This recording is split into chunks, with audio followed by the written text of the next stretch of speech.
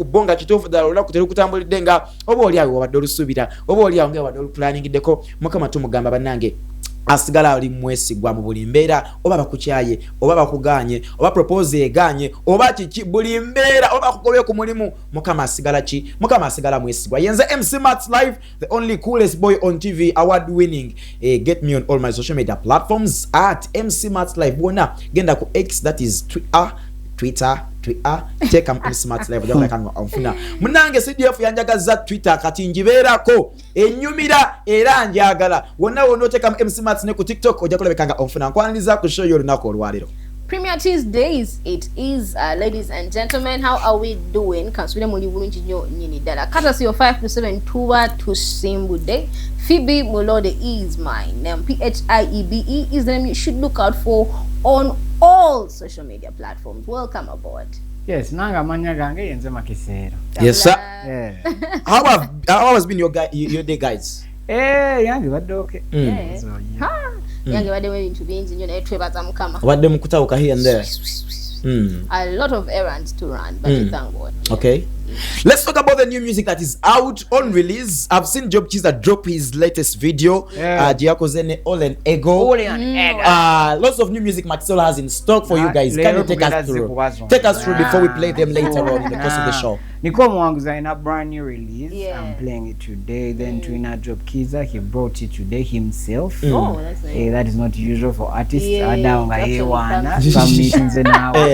Ode wadayo geranga kudalira abasigadde. Which is good, by the way, amazing. And then we have Gondiono. Why am I forgetting his names? Is a man. Can I come back with them all at once? Okay. So it's cool. One thing I'm learning about artists dropping their music mostly at playstations, at media houses, you know, reaching out to media personnels, abantu abali in the system, mostly in the mainstream, is that waliwo ekitiibwa ekikuweebwa, you know, mostly ku muntu gw'orichinzeko.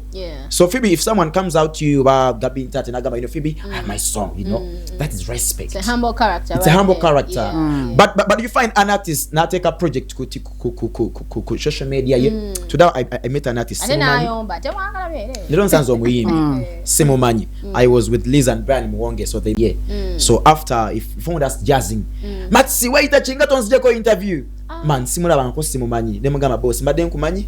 Nti nzenga nkumanyi yo. So I was like, you know, that entitlement just be that abadayo gera ko nga tunyumya just, you know, off air. You know, ebisere bisinga goyinzo okubanga wemanyi ngoluzo lwa kitalo nnyo. Atoba wa kitalo no jova. Mu nyumba yo. Olamanze MC Matsi wentuka mu bantu. I always reintroduce myself. Exactly. I'm meeting someone, say baliko bambita MC Mats. That's the code. But the guy came, MC Mats ngatonzeko interview tomanyi. Mugemi mbadi sikumanyi tata. Gwani Sonyiwa. Ati munange nayiba ko mu church ya Bishop Kigane mugamba, weba lobuwereza. Kali. So, abayimbi mweje with that entitlement, man, I'm not there to know mwena. Maxo tali okumanya. I think sometimes it's the atmosphere, the environment, you know. Environment olisijobera mwe kutumokola ebintu ebitali, you know, ebimu kutumokola. Naga kati oli MC Mats oli olena kati wenvimbiramu wano. Oba omuwanzi jako interview, you know, what we are all human at the end of the day, but keep the humble character. We follow the performances. We tutamblenga those flashes. But you never know. It's a flash.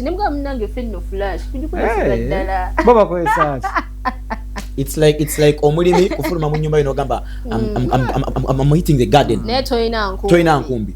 You find an upcoming artist or whosoever upcoming oba wamani. Waliwo mulembo gwalinga ko CD nge menyambo. Tufana olabya dala nene. Atenge swa no menyeka. Get delicate. Anytime we funa oka scratch wana ate baba ino gisimola ko bichi. But right now is not the case. Right now all you need is a little flash to carry.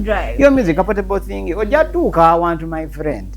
Katugambe ngolo subira okubeera yo nga ko lutali ngata abaliyo bajja keetaaga atodde mu banange nine simu yange people no longer do this thing of fumitamu empiso simanyi naye tebakyakikola sikyakiraba like here you check this connection we have no anywhere between up in Halatoi Jana Gamba, but then this.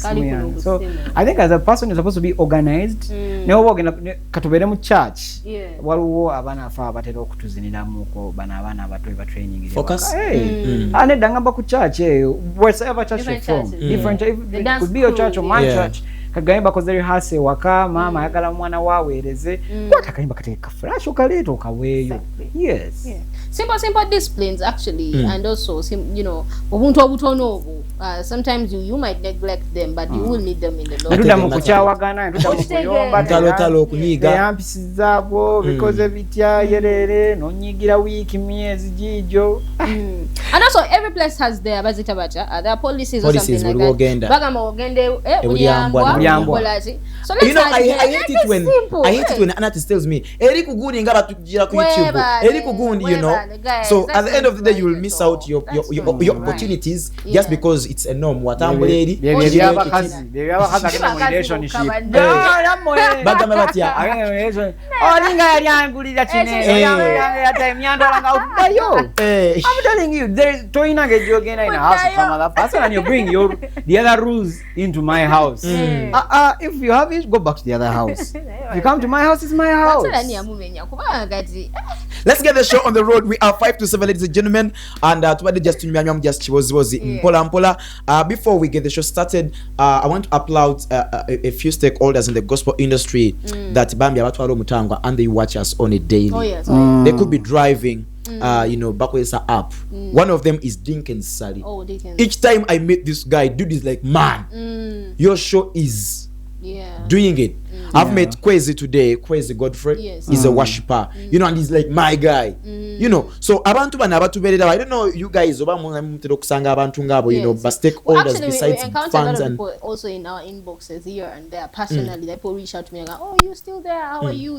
I've been watching your show today. I watched your show the other day, like that." So we appreciate you people so much. Come away in your mix. A person taking off their time, even if it's 2 minutes. Yeah. There are some people are literally tease nigga toss a bag.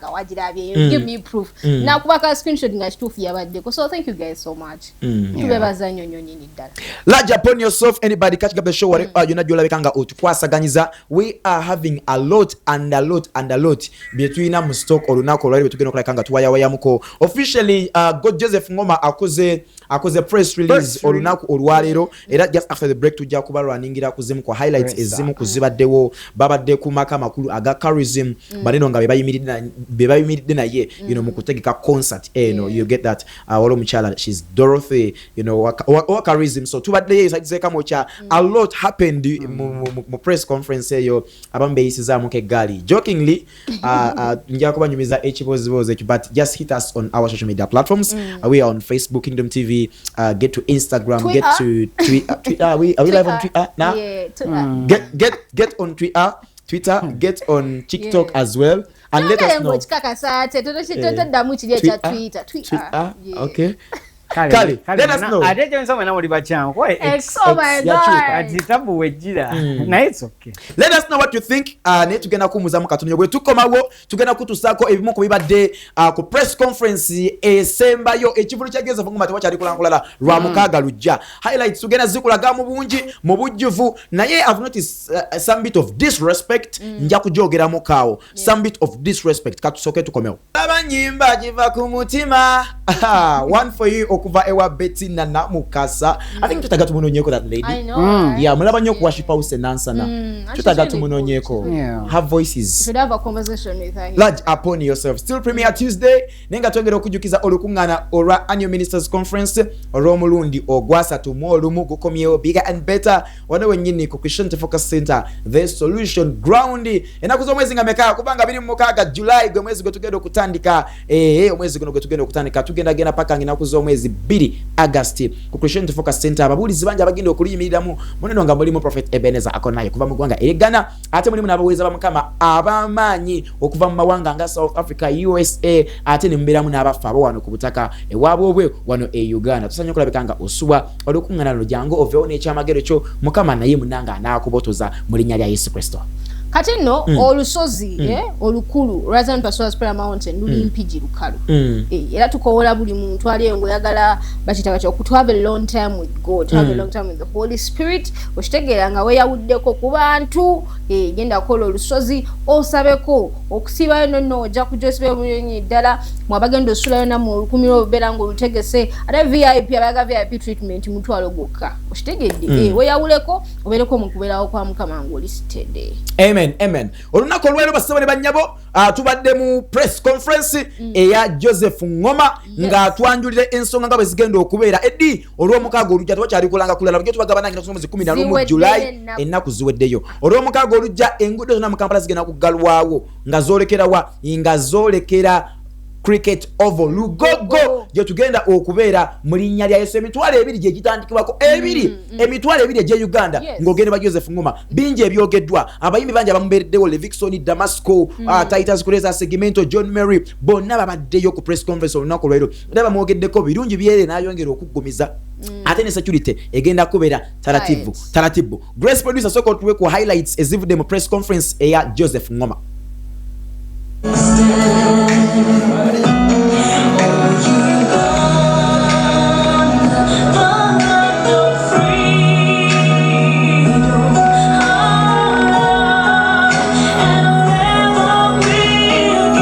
Humbled to have you as our award today. Thank you for coming. Thank you for joining us for this cause. First of all, we want to thank our partners. Some of them are up here, some of them are in you, seated right the other side. We thank you for working with us for this cause, and we look forward to that day being beautiful and giving God the glory.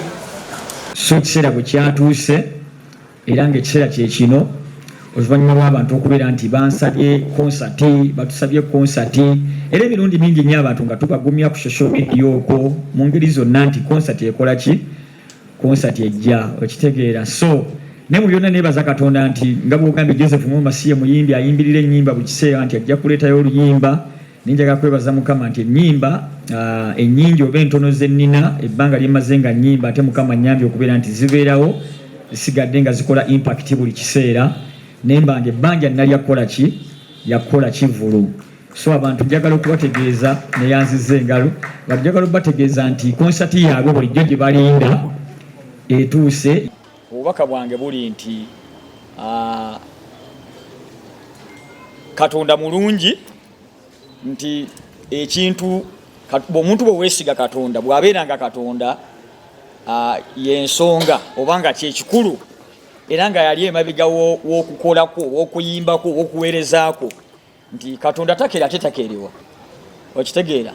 Njagala eri sayidi y'abayimbi njagala okugumya abayimbi kubanga abayimbi ba gospel ndowooza mu industry yonna wano mu Uganda especially mu Uganda bibamu ku bayimbi abakyasinza okufeesinga challenges oba okugezesebwa bintu bingi nnyo ebikola ki ebitutawaanya ebitumalamu amaanyi. Ntuza Joseph Ngooma senga nali situnuulidde Katonda nga si ensonga nandibadde sikyayimba oba nandibadde naggwamu amaanyi n'olwokuba nti nno bw'abeera nga Katonda y'ensonga tewali muntu asobola kukola ki kukumalamu maanyi. So n'abantu abatulabe abanyumirwa ennyimba zange njagala okubategeeza nti kuba Katonda y'ensonga te Katonda taggwamu Katonda tanafuwa. Olwaleero konsati etuuse tugenda gikola abantu gye batubangiriza ebbanga bantu babadde baagala okulaba Joseph Ngooma ayimbye ennyimba zibawulirira mu bisenge mu mamotoka gaabwe akola ddi konsati ye abalala bonna bakoze ye takolanga kati konsati yine ekoze eki etuuse olw'okubanga Katonda bw'obanga Katonda gw'okolera era ng'omutima gwo guli kukusanyusa Katonda ng'ekinyusi kuweereza Katonda bimala ne bituuka ne bikola bitya ne bibaawo. So lyesuubira njagala okuba abayimbi bannange nti Katonda bwe tubafa abalokola abayimbira Mukama oba abayimbi ba gospel tuyimbira Katonda kati ate bwe tuyimbira Katonda abantu ne balyoka baweebwa omukisa okitegeera.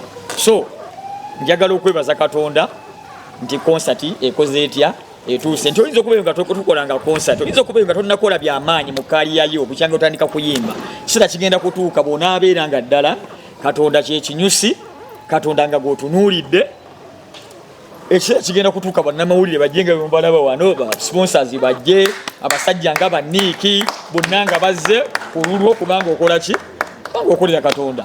kakati njala omuntu painting akafaananyi kiki baba basubira ku concert Ngooma ku concert omuntu asubire ki of course abantu basuubire ekyenjawulo in fact basuubire ekintu ekitabanga bye batalabangako mu concert zonna ezibaddewo mu Uganda. In fact concert yange tegenda kugeraganyizibwa na concert za gospel zokka naye ne concert zonna ezibaddewo mu Uganda. Okitegeera nti this is not omanyi bantu badde ebintu byaffe banyo bigeraganya omanyi concert z'abalokole eno concert egenda kuvuganya ne concert zonna ezibaddewo mu Uganda.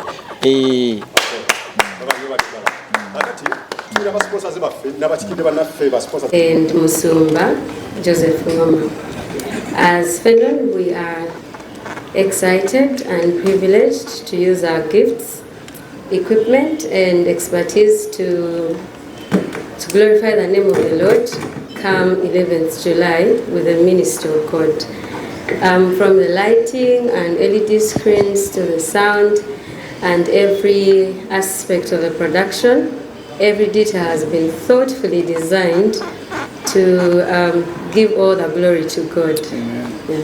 So as Musumba comes on stage to bless the people of the Lord, we want to disappear so that the Lord can appear. And we want to decrease as He increases. We want to see lives transformed. It's not about equipment, it's not about the stage design. It's about lifting the name of the Lord come that day. And the team is ready, the stage is ready. We can't wait to serve the Lord together with everyone on that day. We don't say much, we do. So blessings from Fenon and the team. I came with my brother and colleague Marvin and Stefan Lumu, our tech director from Fenon. We love you. Twagenza okulaba nga management ya Rosform nga kigwanidde ate okugulayo n'emmeeza endala 2 twongere okumuwagira era twamwongedde emmeeza ezo 2 ate tugenda kukomaawo abadde n'omufaliso gwa Rosform high density smart plus naye kaakati bw'amaliriza concert ng'ennaku z'omwezi 11 nga 12 tugenda kumwaniriza ku factory yaffe ennamawojjolo oba mu showroom yaffe wonna ye wanaasiima okujja oba mu dipoti yaffe wonna alondeyo omufaliso omulala gwe bayita pocket hybrid extra farm ogunaabeera nga gumutwaliriza ebbanga lyonna ayongere okuyiiya ate era mukyala wa Joseph Ngooma bw'aba ng'afunye olubuto tulina pregnancy pillows twazikoze okuva mu Rosform nga zino z'abakyala ab'embuto n'olwekyo ssebo tukusabira bw'abanga kati tali ova mu concert weefubeeko osobole okulaba nga ate pregnancy pillow nayo gitwala so okwange wakutabagana abakulu b'ebivuga oba bayite band wagenda okubanga bawanirira ekintu musical era Musumba kyemmanyi ssaawa zino munywevu kubantu badde mu rehearsals ebbanga lyonna era kyenkana ffe tulinga abakuba show tuba mu kusinza tuba mu kunyumirwa ne twebuuza oba olunaku lutuuka ddi so tuli prepared era tubakoola mwenna mujje tunyumirwe tusinze ffenna. Mukama ibazibwe. My name is Kwezi. Sikitwala nga kino bulijjo okubanga nange nafunye akasimu okubewa mukulu wange okubeera ku omukolo guno omunene ogwongera okukunga n'okukakasa nti olunaku lwa 11 si lwa bulijjo. Ekyo kyebaliza Mukama. Njagala okubaza Katonda nti nyinza okudescribinga mukulu wange mu ngeri emu bwe mbasira ndaze eri bweti nti bayibuli etugamba okunakuwala n'abakozi bati kati omusumba Ngooma anakuwala n'abantu yonna gye babeera ng'ayita mu nnyimba ekyo tosobola kiwakana era obubaka bwe bwe bujja obufunira ddala mwalaali. Haleluya! Mukama tumwebaza olw'ebintu ebinene byakoze mu bulamu bwaffe. n'olunaku luno olwayo lwatukoledde okubanga gospel fraternity yerina abanoona bonna abasajja n'abakyala ne kampani z'ez'amaanyi bala ekitiibwa kya Mukama. Nalobuka 28 era ekyo zatandikako okuweereza nva musomo nalokukera nalinga nze mpeereza nga buli lwammande ku parade. So bwe nalobuka nenva mu Katuliki nenfuuka omulokole, ennyimba zatandikako okuyimba zaali za Papa Joseph Ngooma. Nalobuka 28 29 yatandika okuba active mu bulokole. But era ng'abantu bampitanga Joseph Ngooma, abamu bampita Mugembe. Kati ndi wa musanyu nange olunaku lwero bange nakuwitinesinga concert ey'amaanyi eminingi ekinene obulamu bwange. Mukama akwe nnyo omukisa. Waneeno amanya gange babita segimenti omusomi w'amatayo. Papa weebale nnyo okubeera ekyokulabirako ekirungi gye tuli. Era nze nzikiriza nti eno concert n'emirimu gy'okoze gyeraga gyokka. Eno concert eringa climax niffe tuzenga tukulabirako ebbanga ddene obuteekweka. Era nkimanyi kino abayimbi bannange mwenna abali waneeno mukimanyi bulungi nnyo nti bwe tubeera mu studio nga tunoonya ennyimba tubaako ennyimba ze tusampolinga. Era nze nze kweroopa ssebo ennyimba zonzooza nnyo ennyimba zonzooza nnyo. Era nina oluyimba lwegenda okufulumya awo baluyita baali baatuloga nayozezza luyimba lwo lwennyini nnyini. Kirungi gwe tosiba bantu nati mutya linnya lyo neririkiso ojja ziwulira nga zifaanagana ng'ezizo, naye ekyo kiragira ddala nti no otuinspiratinze. Ama yebaze era okwesungako nina nesunze kibayita okwesunga ng'omwoki w'enkoko. Simanyi nnyo Oluganda bali ndi Muganda ng'omwoki wa gonja. So papa tuli wamu naawe n'okusaba tuli kusabira Mukama agenda kukolesa ekitiibwa kye n'ekitiibwa kya Mukama kigenda kulabisibwa. Mukama atukoze obulungi obutagambika. Papa Joseph Ngooma atuyise ku buketobovu, tatuyise yekka naye gospel industry yonna yonna ebayita mujje tuwulise obulungi bwa Mukama. Mukama yeebazibwe. Amina. Ozinze era natumiddwa nange kenyini nina Ekivuulu, omusajja gwe bayita Nobert Events aŋŋambye nveewo nga njogedde ebigambo bino wammanga. Kitugenda kwekwatakwata naffe tuleete emmeeza. Banaye leero tuli waneeno kulwa Musumba Joseph Ngooma. Banaye basabe ffenna tubeereyo atuwaddako opportunity naffe abavubuka abatandika kuba kati kisho ya Musumba ffe tutegeka kisho tubeerako ebibuuzo bingi. Wabeerawo abagasigenda kujja olw'ensonga eno bavubuka bakola bwe batinda akayiba kamu tebaba ba AI bagambye olwono yayogera lwogere. Naye kati Musumba Joseph Ngooma omuyinako kabiiki lwaki tujja mu show ye. Ddala kati olina kugamba nti sigenda kujja wa Joseph Ngooma kakubu ki olimba. So Mukama omukisa gw'amaanyi. Mukama waffe yeebazibwe nnyo. Mukama mulungi ekiseera kyonna. Amiina.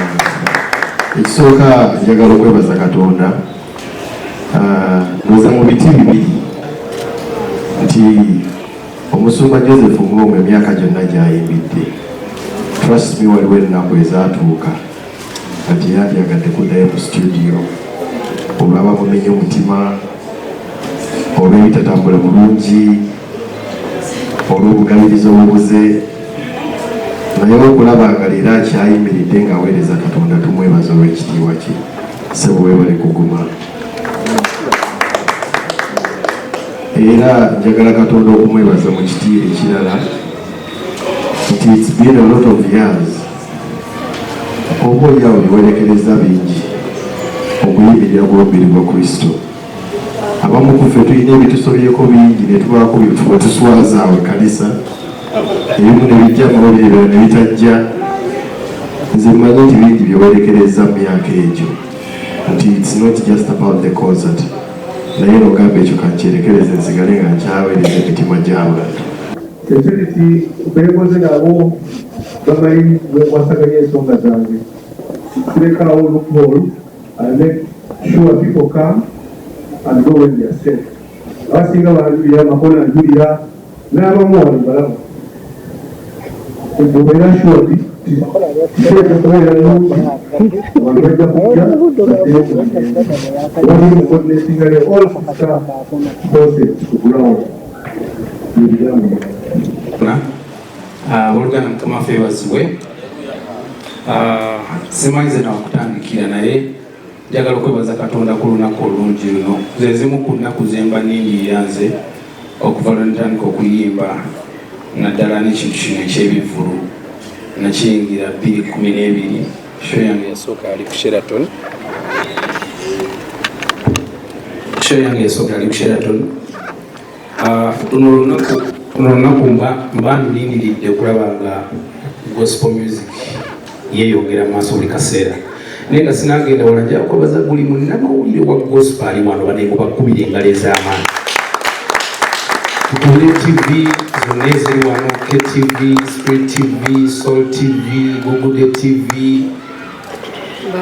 Baba TV, zonna eza gospel. Mwebale nnyo okuyimirira naffe, mwebale tusupportinga, mwebale kusindika njiri yaffe. Mwina okumanya ekyo kimu nti we are serving God with you guys and we don't take you for granted. Mwebale nnyo. Then media companies endala namwe mwebale kubanga musobola otukkiriza ne mutugulira wenzigi ne tujja ate ne tuyisaawo ebyaffe. Ne ba sponsors bonna. In 2012 bwe nagenda okufuna sponsorship mu MTN ne Coca-Cola bangamba ebintu byamwe ebyo bya gospel badde nkigamba wano Ngooma nti byamwe ebyo bya gospel ebyo tubitegeera abantu banajja kwerimu ebyo Ebivuulu kubanga bamanya abantu ba gospel baagala nnyo ebintu by'obwereere. Era nzijukira bwe nali ŋŋenda ku Sheraton nakubira Pasawuson Bugembe nga sinaba nakumumanya ennyo nnyo bwe nakubira mukwano gwange naŋŋamba olina basponsa kuba show ogijje mu kkanisa ng'ogitute out there, do you have sponsors? Amazima ge nina mulimba naye nga saalina wadde n'omu. So leero bwe ndaba nga billboard eno ejjuddeko ba sponsors bannange, you people we don't take you for granted. Nti it is so funny nti mu companies zino mulimu abalokole bangi naye munnange ate okutwesiga kwali kwagaana. So in a special way njagala okwebaza Pastor Bugembe, everybody who came before us. You're the biggest inspiration why we're still doing this. Mwebale nnyo kakasa nsi nti bannange ebintu byaffe si byakusaaga. Ffe tuli babulizi ba njiri era tuyimirira mu lutalo, te lutalo tuyimiriramu ne lutulema. So muganda wange Ngooma yennwanye naye ebbanga lyonna manager wakimanyi nkoze meeting ne Ngooma n'amala n'akyukiramu nadde n'abivaako. Ngooma natuka ekiseera ne mukyawa era sokola oyankubira abasimu ga simukwata nga mpulira Ngooma mukyayi kubanga Ngooma yayitalaba how blessed he is. Yayitalaba ngeri gyatubulesinzeemu nze nga kinoomu. Ngooma ye muyimbi wange wekyasinza okwagala akimanyi nemulemerako tukole show Ngooma ne tukanisa netulangako olugogo kulugetovu Ngooma nampita eno bwati nganganya mulimba nga ebintu bino bisoboka ne mulima n'omulima nti ze tebyanyiga nnyo naye nga byanyiga naye nga njagala akibeeremu kuba bwe nagenda in 2018 bwe nagenda okukola lugogo cricket over amazima gennyini tewaali n'abayimbi bano ababaddeyo emyaka 15 baali bagitya naye Katonda n'alaga amaanyi ge n'ajjuza lugogo cricket over. Show yange eyo sponsoringibwa basiraamu bokka. You can imagine abasiraamu basponsoringa show yange. Guess what? N'abalokole bennyininyini bagamba olugogo eyo tunaagisobola. Naye Katonda n'alaga omukono gwe. Buli muyimbi ali wano weesige Mukama. Twesige Katonda kuba gwe tuweereza. Mukama wange n'abamawulire bagamba beesige Mukama. N'abannamawulire of course bazze wano olwera lwa kisa kya Kristo. Mwebale nammwe okwesiga Katonda ne mujja. So mukulu wange nze nkwagala nnyo ate kubirivingiramu. And I'm not the only one. Pastor Bugembe bonna ba Grace Mogani bonna, they all love you. And every artist you see here, these are all amazing. To date we have the biggest song in the gospel by Segmento. You know, we had years ago we had another biggest song from Titus Kutesa. Twina the biggest song, the biggest worship song, Damasco, who is having a concert also very soon, August 14. Tugende tuwagire gospel segment na yalanze wali tugende tuwagire gospel music. We sing this music that gives life. I'm telling you, abantu bonna bagenda mabala tebalina kirungi kye bavaayo nakyo baba bagenze mitima gimenyese gikoze eki, but whenever they listen to gospel music they are given hope. So jja tuyimirire mu maanyi nga tukkiriza nti obwengula bugenda kweggula ku lunaku lwa Saturday jja ku Gogo Cricket Oval. Omusajja olufu atubulesinze kati gwe munnayuganda ali eyo banaye bannamawulire kino mukitwale nsi ekitegeere nti eno show it is not a normal show. Okitegedde nti eno show mu show ze mwali mulabye nyini yakyeyogeredde tebayirangawo. Eggulu ligenda kweggula, muleete abalwadde, muleete abawoddemu amaanyi, muleete buli kimu gwe kyolaba ekyagaana mu famire y'okukyuka. Me myself, I believe as a man of God that there is going to be a great mark we are going to experience that day. So mugule tickets bannange bannayuganda mujje tubeere mu kubeerawo kwa Kristo kale n'ekitiibwa kyera kimuddiri kubanga akigwana. So Joseph Ngooma, we are here, we're going to stand with you tuweeralikirira Gogo Cricket Oval. Katonda yagikoze kambanyumizeyo kantu kanu nakamunyumiza bwe nali nkoze Gogo Cricket Oval waliwo ekiringa ekisenge kiri mabbali kati nagendangayo nga abantu balowooza ngenze kufuka naye nga ngenze gamba mukama waliwo kyenakola nga waliwo ekibi mbadde njagala nsaba onsonyiwe okatugamba nga mukama abantu bo bagenda kujja bagenda vaawa traffic enganda ekire enkuba ne badde etandisa otonya roda can testify nenga mukama mbimanyi obikola kati eno enkuba njiragira okola ki okugenda mukama nakikola ekyo kyabawo erugogo enkuba n'ekiddedde buli kimu tukiteeka mu maaso ga mukama. Eno konsati ye kuyimusa linnya lye bwe naddanga mabega w'ekisenge nga mukama oke kale abantu bayinza obutajja naye bamalayika bali eyo mu ggulu basindike bajje kuba wali okoze kwesyo nga tomanyi omuntu aliyo mu nnyumba ye. Even when you try to give them reasons why they should come, it is not easy. So balokole banaffe mujje tujjuze kino ekyo likatuba tusooka ku mwanjo wali n'abatamanyi Yesu Kristo, abasiraamu, abakatuliki, manye ennyimba z'omusajja ono ziba blessinga. Mujje mu bungi n'abasamize mujje mutegere Yesu Kristo gyekubo n'amazima n'obulamu. Hallelujah. So n'olw'ebigambo ebyo we celebrate you. I want to thank Next Media. Mumbereddewo for many years. Thank you so much for loving gospel music. Mumpayo mufaliso munana. Okutwala wale era nakawasa tewali yapakira bakyabafaliso. Akayimba kano bakayita Bireme. Yes, Bireme kunziba maaso byempitamu Bireme kunzija ku mulamwa. It's a brand new one, 4-5 days old. Okuva ewa Job Chiza alongside Ole and Ego. I think nabutu jabano nyako. Job Chiza tubade nyumyamu kone man. Very big. 5 is a big number, about 3 days. Yes. 3 okay. 3 hours. Come from a Friday weekend? Weekend. Brand new. Brand new. Kale, Ole and Ego tujja kubano nyako. Ego ndi, I'm supposed to premiere a segment was Ayibambe. Oh, okay. The other release. He released the project. It is 1 day old. He released it yesterday. Though Teas would, I think, recording official video. But I want you guys to judge it with Nakazan. I want you guys to tell me. Actually, we'll be having don't judge it, but give me your minds about it. We'll be having segment on Titus Kutesa this Thursday. Oh, Ngooma Wang's brand new song. It came out today. It's a few hours. All guys should go and look up for it. It's called Nterede. Nicole Mwanguzi. Wow. She been cooking. Her projects are really nice. There is a particular audience that I think she appreciates her more, that she appeals to more. Now, then Anna Makula, she was also testifying and saying her music is now her music is the most streamed music on Spotify big right time. Now. Okay. Ugandan gospel. Anna Makula.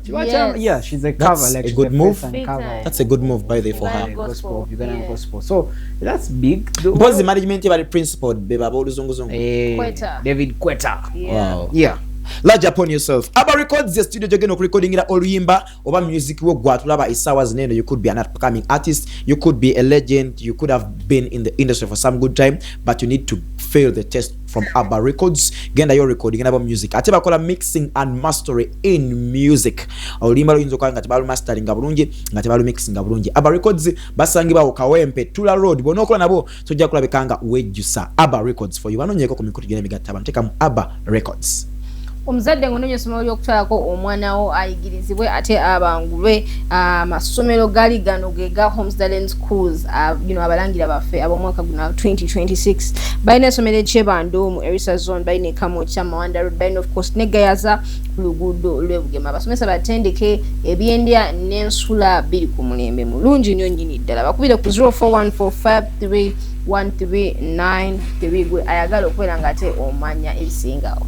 Okay, omuyimbi w'eggwanga Josh Media namugwako ennaku ezo. Josh Media is one of the gospel artists between now right now nga aina management elaga nti eri active nayenze ng'omuntu nambuuza Josh Media okuva lwe bakusayininga byekoze ne management yo byebiriwa nagaba nange tufumba soko twe Josh Media. KTV 5 to 7 MC Mats enentambula gye mutambula, it could be a holy walk I could say. Ndine Josh Media, one of the gospel industry, the gospel artists between our gospel industry abali fully signed erange ipapala bikwasagala management ekutwalete management byekola by'amaanyi ngera olumba lwa amaanyi oluwulira yeah man. Niyo okuva lwe mwasigninga contract officially ne newly management you know ati abana Uganda banera kintu kiwawaza Josh Media WhatsApp mukichi mukyalina bye mufumba oba just ebiro tebinatuuka omwese matero yali atandika yatandika mpola newe yagwao ensi yakankana so katu planninga bituleeta bingi era mugenda biraba just mube steady ati mukimanyi Katonda talwawo ate takeerewa takeerewa so plans za Mukama zikyagenda maaso n'ebyakabi bingi bijja banaye mu just mu continuing otuwagira no tubeereramu nenge byakabi byo bijja. Should we see Josh Media nga tukozedde akayimba ka America tenaku zezi trending abanagazi bagala okuwulira in any of your songs kogamba nti kanonyera kabakoleramu AI bulinya lya Yesu yenzo mukubayimbi abasovuganya AI Gwecho bomanya yenzo mukubayimbi aba gospel abasovuganya AI so there cannot be big difference between my script or my piece of work with that of AI. So yeah. Okay. Yeah. This year are you giving us a collaboration with any lady in the gospel industry?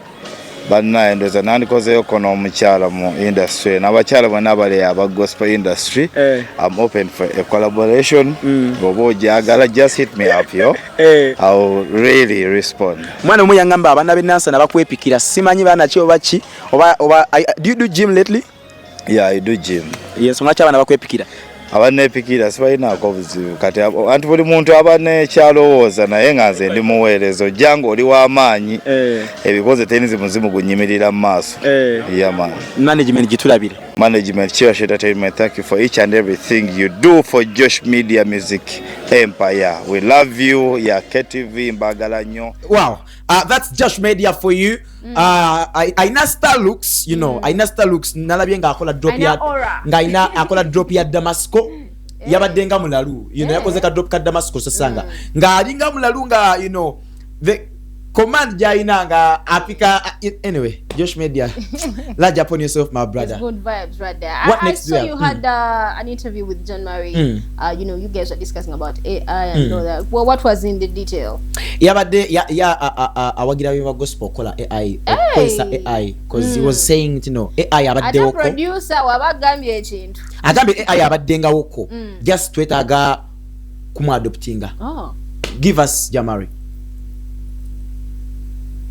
And you're live on the biggest evening gospel entertainment show. Ate ndino Omuyimbi omukubasinga amanya era basinga amanyi mu gospel industry. Aina anthems ziringa 3 you know generational anthems nga zikuba mulinya leso gambo otya papa John Murray tuli bulungi nnyo ssebo taata neyanza nange omukisa guno gompaddewo okulabikako mu maaso ga kamera ononsasira I have just hijacked you just because oli mukudduka but very soon nja kufuna ku exclusive interview bana Uganda bategeere ekintu kyenjagala twogeremu just briefly nga tonna bakudduka AI ekutte wansi ne waggulu John Murray abaweereza ba Kristo nga mmwe abayimbidde ebbanga enyimba zammwe ziri ow'emyoyo.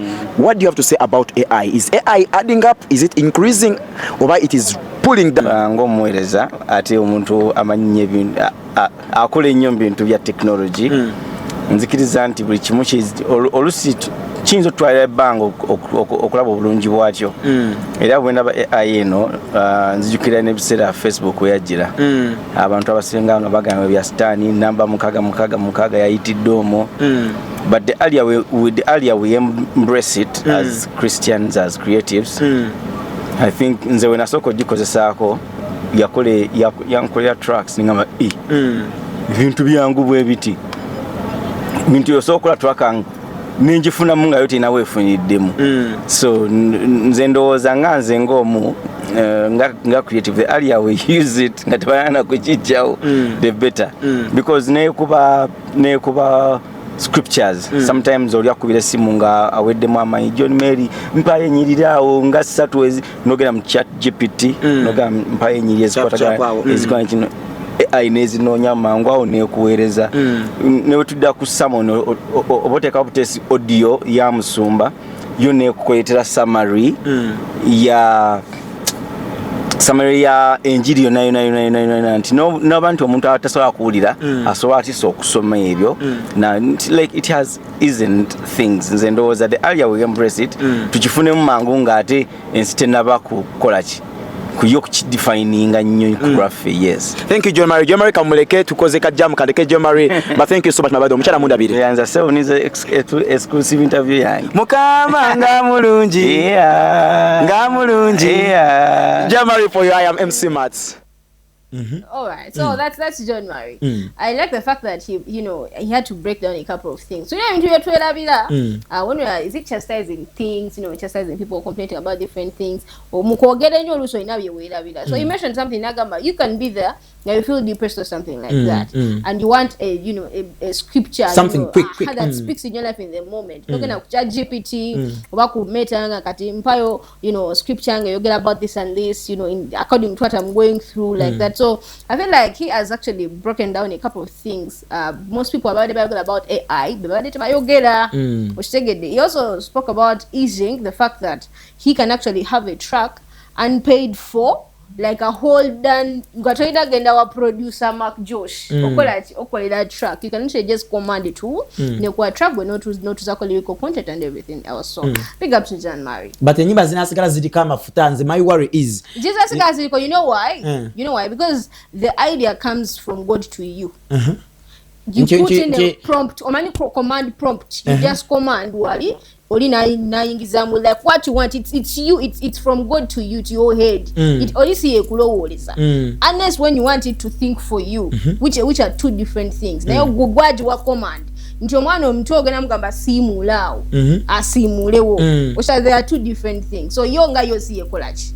Siye kutegerera gwaji tegerera. How about this thing of it coming out with I would say a segmento? It sounds like a ladies, yet it's a man's. You get that? It's the same. Imagine if actually that cover was not even done by AI but by Phoebe. It would sound like because I'm a lady, it would sound like me, but the actual person who did the song is also available. So there's not a lot of thinking about it. It is what it is. Don't go nowhere. When we do get back, Lil Joe kubye abayimba gospel bonna abakozesa AI mu music yabwe abakubye kakota agambye ntindo bannange mwesonyiwe AI mukozese ekintu ekiri original. Wabula atona akombye kwelima n'agamba Ekivuulu kye yategese mu December nga musamu tagenda kijjayo ate nga gye bufuddeko yakamala okutuwa Ekivuulu mu mwaka gumagana tuwa Ekivuulu meka 2 katukomewo. Yamawe. Ola ninga yakayimba zompulidde. Imba mtuje. Nda. Omuzibu okadda mukabaka bula. Yimba party yosinga okwagala. Awula come on inama. tumuwe ebizindalo ebyagwa mu nnyanja nalubale basebo ne banyabo abadde agegenya eyo ye remix ya Aibambe version Max Odije enakola enakola Amina echachitumale Amina nondoza kati kuno eno collab tetalize mix collab yakoze collab ne yakoze collab kati wakati buli omwe alina wayimbira oli alina wayimbira ono alina wayimbira tujja mufuna this Thursday on Thursday tugenda ku discussinga ebintu bingi okay collab achitanye tell us about the Kingdom Media app iPhone users. Okay, you can download the Kingdom Media app, by the way. Yes, remember it's a blue badge, it's a blue K. Nenga idea mu chikundi cha blue. It looks very, very nice. We've updated it, by the way. Today moment to be yitirivu nyonyi ni dala. Kati jukira Kingdom Media app and divided into two. You can get abanonya content or what Bishop Chiganda katugambe njiri. Then abanonya content or media houses in Sigadde. Okay, so that is the beauty of it. Now you can feel like you want the entertainment bit of the story. That is where you come to KTV and also show ngenu nga AI tukoze ojisanga yo, but yes, you can play it back, you can rewind it at any time in your comfort zone. Now what you have to do all is to download the Kingdom Media app. Luli are available just for the Android users. But now it's available also to us, the iOS users. So please just go to your Play Store, to your Apple Store or your Play Store. Type in the Kingdom Media app. Kingdom Media app. The word is joined together like this. Yes, you'll be able to see it. At very user friendly. It is easy. You don't have to register a lot. You can either use your email, your Gmail, or it can actually ask you to skip instead if you don't want that part. Yes, so it is very, very easy. And also you can leave us with your details inside there. Or sanga wawo. Yeah, you can let us at least give us your name. Feedback? At least to solo kunonya. Then in case you see that it's working bulunji, kindly go back to your Play Store and give us some stars. Or no, there's that thing of to sort of take a rating here. Yes, you can rate us and we get to improve wherever need be. And also leave your comment right down below of the Apple Store. Like Ojigenda Bogenza, no, take out a comment kono gamba. Yeah, this is good. You can improve there, you can improve that, and we shall be definitely doing that. Very, very user friendly. Yes, sir. Right there. Lilija gamba chi. Lilija labike Ekivuulu munange. Agambye oba mukayana oba temukayana Ekivuulu nkikoze eki. Nkireseeyo. Okitegeera. Banane bagamba ate kijja kukola ate he's walking by, the spirit. Omwo yamugambye akiteekeyo, tagenda kijjayo, akireseeyo katufuneyo Lilija. KTV 5 to 7 MC Mat School is on TV. Omuyimbi w'eggwanga Lily Joe. Yes. Lily Joe no ina emisango mu gospel industry. You gave us a successful concert. Then out of a demo interview. Concert, you blessed us with a successful concert, but out of a blue mbandi ya ngandaba ate you're confirming some other concert dates later on this year. How does this come in? Do you guys even have a WhatsApp group, or do you guys work as a team as gospel ministers? Do you guys make a year plan? Lil Joe has a concert, let's say in December. Joe Murray has a concert. Nemulenga strategy nemutakulidinga. How does this come in? Okusoka kadi guli omwaka guwedde eno kasoka embuza abatulaba abatulaba mukama yebazi bamanya nzeli ujo mbadde gamba guli omwaka guwedde gwalimu politics yali packed. Yes, yali packed. Kati buli muyimbi jukira bali bakoze music waabwe kati buli muyimbi alina nyonto yokola show guno omwaka tulaba nyingi which is good actually company ina welcome ku producing products gimagoba so in industry okula ebivulu kuma kubaawo kikuza industry nti bugu mulibaawo kitegeera era bugu muwirike endera mu yogino olaba kitegeera so kati nze naliwo nga 16 ogwokutaano kati nga 6 December era nina neki kivaawa nina ekyawandika kinagwako nga kigamba nti aboolubereberye balifuuka abaki kimale yobo kimanyi balifuuka b'oluvannyuma nabo oluvannyuma fuuka abaki ababereberye kakati bw'okutunuulira omwaka lyomu okubayimiriza baasooka okola biki ebivvulu era w'otunuulira nekiddako kyekisembayo mu December kwegamba you wanted to start it and end it as well nga Bible wegamba nti oba olubereberye balifuuka b'oluvannyuma kati nga bwe nali omubereberye mu kutandika sho era ngenda beera w'oluvannyuma mukola ki tokotogedde banna balina ebivvulu ate ng'okimanyi kumpi almost every weekend tulina concert ate mba nkotogedde ntya nti ate si gwe wafunako walyako this year ate kale ekyo kibeerawo nga tadde tukoze ku same date date zanjawulo kati kyeddaka okutuuka ku yange nga muka December Doza Levikson yali okuserena nga 8 November so waliwo interview ya mwaka ya mwezi mulamba awo space okay yes so should we see you do AI projects oba watandise okukolagana AI nze sijja AI sijinako buzibu naye obuzibu abagikozesa ndowooza tebaligikozesa bulungi. What do you mean? Njagala onsigire kifaananyi kyotegeeza tebagikozesa bulungi. AI kuba AI gitwala ekintu ekikola ekintu kiri perfect because it's a machine. Kati nze nandirowoozezza ekirowoozo nti jo AI ngase etya nti mpandiika oluyimba bwe mala duwandiika nduwe AI ezime Ngooma oba nze tuyinza okuba ne producer oluyimba netukuba demo netuteeka mu AI kati AI neebako kyeyongeramu ideas ezisibadde nazo ne producer n'amaloboozi kakati wekituwa nina kuddamu to do organically not letting AI to take lead the beats ate esigaza beats n'amaloboozi atega AI so AI just tugikozesa nti yo ngono laba nti computer nti goyimba kati actually AI yali okuva AI ye computer so mubumpimpi ovumirira ekintu kya segment okukozesa AI n'asigaza version ya AI nga ja performingirako si kivumirira nakyo kirungi neze mbadde mpa endowooza nti kyandifaananye kikya tugeze kale nga sekale kanjogereko lwa segment nti olwa aibambe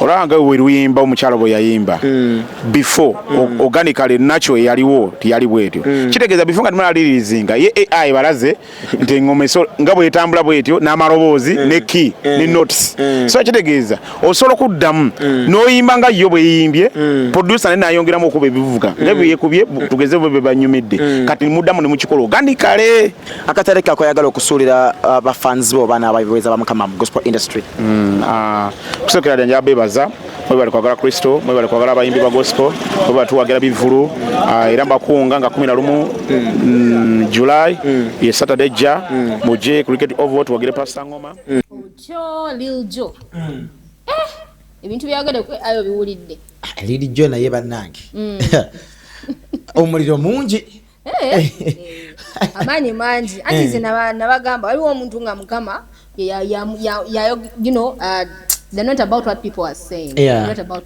God saying kati osaba omuntu nga ali gumite nnyo nga gamenze mukama ngamba kino na kino na kino oyo muntu omukwatako kubanga aba serious oshitege kale big up to Lil Joe Moa gospel artist is one of those gospel artists that you know between okuyita nti abaddewo ko naye taliwo kale bamupya kale confusing muko here and there but also had a couple of things to say about AI just now tusoko tweko kumuwao abantu bamwulireko kubyayogedde ku AI I've been going through my archives when I'm hyping on my show and I landed on Moa the gospel singer and walwa kayimba ke kensingo okwagala I think Daddy soko twoma kapela before I reintroduce you again Moa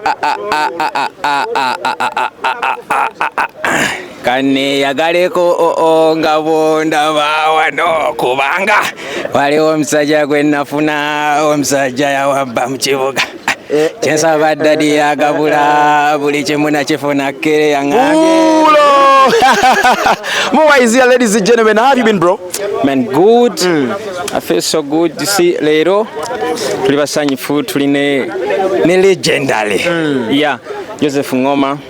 Tusanyuse nnyo kubanga munaye tubadde bbanga ddene tetuwulirangako Ekivuulu kya Musumba Joseph Ngooma naye tusanyuse okubanga naffe tugenda kubeera part ku Ekivuulu kya legendary so mukama mulungi. I want us to talk about you mainly. Let's leave Ngooma aside. Music akutwala te.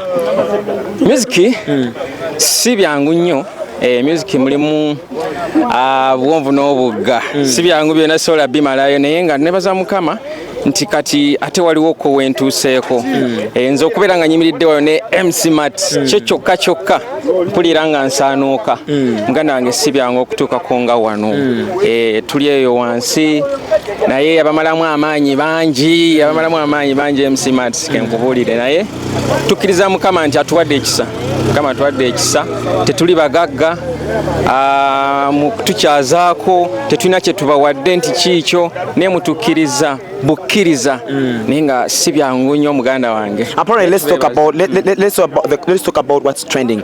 AI alidde nnyo industry azenga giri ati kati yeyongedde okugira. What do you have to say about AI eating up the gospel industry? Actually AI eno etukozeemu si bulungi wabula ate tetuyinza gigoba kikumi ku kinnaakyo kubanga ne guno omulembe gwe tulimu bajjajjaffe nabo babadde baguvuma nti balaba bikyuse nnyo tuli abajenzi tukyusiza ebintu so bibaddewo bijja emirembe Mukama yagikola gijja gyeyubula so kye tulina okukola nti AI erina weeyina otuyambirako kubanga munnaye ekola bulungi ewoomesa so tulina gyegendereza nga tugikozesa naye nga tetusobola gigoberawo ddala lwakuba tukosezaamu kubanga kati jjukira ewoomesa nnyo AI eddoboozi limu ekuba tooni zonna gw'oluusi omuntu zotasobola kuba tugembe ngo performinga so newekanga nga abantu babuukidde ku AI ne balaba nga ennyimba zaffe zetukubye mu original zigenze mu AI ate ne babuukira ku kya AI owulidde so nekitukosaamu nti attention ya abawagizi baffe AI n'engeri gyegiwambyemu naye era tujja kubeeramu. We'll get you in the studio. Your names again? Muwa the gospel singer. Omanyi akayimba ke project ya muweeyo alika mpya alina project empya actually gundi agiri ku Patrick Miles Mr. Firehouse Firehouse alina akayimba kako Maxela abadde akamanyi singa along to it bwasinga okuzagala. No, but the song is a beautiful. It's a good piece right there. Muwa the gospel guy. Respect. Saturday eri basebone banyama ngenda kuzo mwezi 11 teri kulanga kulala tubajjukiza Ekivuulu kya Joseph Ngooma mujje banange kati gwo mwana ekyamanyi kyoyinza okuddiza abazaddebo abaakukuza mu linnya lya Yesu. Take them out. VIP tickets za $500 gyokka. Kati emmeza za milioni 3 wabula gobogama nti no oyina mwezi zoyagala kufuna ku meza emuje wenyiga ku meza ezababedde kwate $308 osobola okulabikanga obeera ku table bajja kufuna ku table gye bakugattako oba okitegeera $308 but of now tickets za $200 gy'ogisobola jangobeere mu kire ekyokusinza ekyokutendeza emiryango gigenda kugulawo kuva ssaawa 4 ez'okumakya endongo esindogome paka eyo gye tunaakoyera Joseph Ngooma yeeyamye okuyimba ennyimba ze zonna agenda ziyimba oba okitegeera so olw'omukaaga olujja agenda kuza mwezi 11 tugenda wa Joseph and he has a whole lineup of artists so we be there abashine bagamba batya abashine nno beewuuza lwaki abantu tebaagala bawa mikolo okitegeera bano basimanya sina reception ya wedding sina reception ya proposal sina banange garden zaffe eza Shine Country Resort Hotel ziri kigo okitegedde jangu space nene nnyo nnyini ddala ejjuza omukolo gwonna gw'oyagala gutuulawo wanjula kutuulawo okitegedde kakati mwabaagala just okusula outside balina ne swimming pool balina hotel services balina sauna gym and of course balina ne steam bath bakola kamasaji kali kennyini bano bakanyani n'ennyinga ez'ennuma biki kwegamba buli kimu ogenda mu Shine Country Resort Hotel kigo kitiko ogenda beera nga toofibwako nnyo ddala bulungi nnyo ddala wagala okumanya ebisingawo 0752943752 bannaffe abo aba Shine Country Resort Hotel. Kale kibadde kirungi nnyo okutambula nammwe mwena batambule naffe okuva gye twatandikidde we be on TV on a daily Monday paka Friday saa zibeera 11 wano wenyini ku KTV the usual faces the normal faces same time so catch us tomorrow enja tugenda kubeerawo tugenda kutusaako ebintu bingi nnyo nyini ddala oba okitegedde ekintu kira kyensiza okwagala mu gospel industry ensangi zineno tufunyeyo abantu abatandiza okuteeka ensimbi mu gospel events era katuwola omulago gwe twavumbudde era nayo olunaku olunja tugenda mukola mutya tugenda mubatuusaako mu linnya lya Yesu Maxel DJ katukulekere ekintu okikwasigala nkolera